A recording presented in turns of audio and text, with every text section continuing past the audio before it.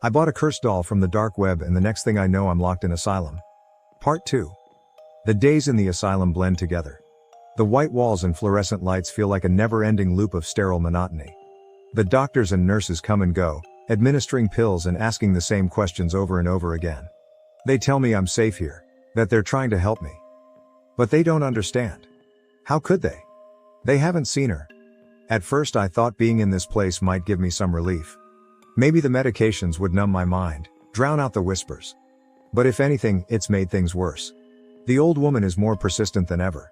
She appears in my dreams, in the reflections of the shiny floors, even in the flickering lights above my bed. Her voice is a constant presence, a chilling reminder that I can't escape her. It started with the whispers. I'd be lying in bed, staring at the ceiling, and I'd hear her voice, soft and menacing. "You brought this on yourself. You can't run from me." I tried to tell the doctors, but they just increased my dosage. The voices didn't go away though. They just became more frequent, more urgent. One night, I woke up to find her standing at the foot of my bed again. Her eyes were hollow, her face a mask of decay. She didn't say anything, just stood there, watching me. I tried to scream, but no sound came out. I couldn't move, couldn't breathe. The weight of her presence pressed down on my chest, suffocating me. When she finally vanished, I was drenched in sweat, my heart pounding in my ears. The next morning, I found scratches on my arms, deep and bloody. The nurses thought I had done it to myself, in some kind of psychotic episode. They restrained me for my own safety, but I knew the truth. She was punishing me, making sure I knew she was still in control. I started keeping a journal, writing down everything that happened. It was the only way I could keep my sanity, to prove to myself that I wasn't just imagining things. The journal entries are filled with desperate scrawls, recounting every encounter, every terrifying moment. The doctors don't know about the journal.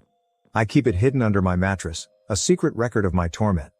One day, during a group therapy session, I met a man named Jake. He was an older guy, probably in his 50s, with a kind face and a calm demeanor. He had been in the asylum for years, and he seemed to understand what I was going through. I told him about the doll, about the old woman, and to my surprise, he believed me. He told me about his own experiences with the paranormal, about the spirits that haunted him. Jake became my lifeline. He showed me ways to cope with the haunting, small rituals and protections that he had learned over the years. It didn't stop the old woman, but it helped me feel a little more in control. We'd spend hours talking in the common room, sharing our stories and trying to find some semblance of normalcy in this hellish place. But the old woman didn't like that. She didn't want me to have any kind of solace. One night, Jake and I were sitting in the common room, talking quietly. The lights flickered, and I felt that familiar chill. I knew she was there, watching us. Jake's face went pale, and he grabbed my arm, his voice shaking. "She's here, isn't she?" Before I could respond, the lights went out completely. The room was plunged into darkness and I heard her voice, louder than ever. "You can't hide from me." The lights flickered back on, and she was standing right behind Jake, her hands on his shoulders. He screamed, a blood-curdling sound that echoed through the halls. I tried to reach him, to pull him away, but it was too late. The lights flickered again, and she was gone. Jake was lying on the floor, unconscious. They took Jake away and I haven't seen him since. The doctors told me he had a stroke, that his heart couldn't take the stress. But I know the truth. She did this? She's punishing anyone who tries to help me. After that, I became more isolated. The other patients avoided me, scared of what they didn't understand. The doctors watched me more closely, increasing my medication and limiting my interactions. I felt like I was suffocating, trapped in this nightmare with no way out. The old woman's attacks became more violent. She would appear in my cell at night, her hands around my throat, squeezing until I thought I would pass out. I'd wake up with bruises and scratches, my body a constant reminder of her presence. I stopped sleeping, too afraid of what she might do if I closed my eyes. One night, I decided I had to do something. I couldn't just sit there and let her destroy me. I waited until the lights went out, until the halls were quiet. Then I slipped out of my room, moving silently through the corridors. I knew where they kept the confiscated items, a small room at the end of the hall. I had to find the doll, to destroy it once and for all. The door was locked, but I managed to pick it with a paperclip I had hidden in my shoe. Inside, the room was dark and musty, filled with shelves of random items taken from the patients. I searched frantically, my heart pounding in my chest. Then I saw it, sitting on a shelf in the corner. The doll, its glassy eyes staring at me. I grabbed it and ran back to my room, my mind racing. I had to find a way to end this, to break the curse. I remembered what the paranormal investigator had said about powerful spirits, about how they could be banished with the right ritual. I didn't know if it would work, but I had to try. I spent the next few days gathering supplies, sneaking out whenever I could. I found candles, salt, and a piece of chalk. I drew a circle on the floor, placing the doll in the center.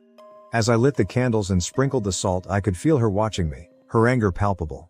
I started the ritual, chanting the words I had found online. The air grew cold, and the candles flickered violently. I could hear her voice, screaming at me, but I didn't stop. I focused on the words, on the rhythm of the chant. The room filled with a blinding light, and I felt a force push against me, knocking me to the ground. When the light faded, the doll was gone. I lay there, gasping for breath, my body aching. I didn't know if it had worked, if she was truly gone. But for the first time in weeks, I felt a glimmer of hope. The next morning, the nurses found me lying on the floor, surrounded by the remnants of the ritual. They didn't understand what had happened, and I couldn't explain it to them. But something had changed. The old woman didn't appear that night, or the night after. The whispers stopped, and I started to feel like myself again.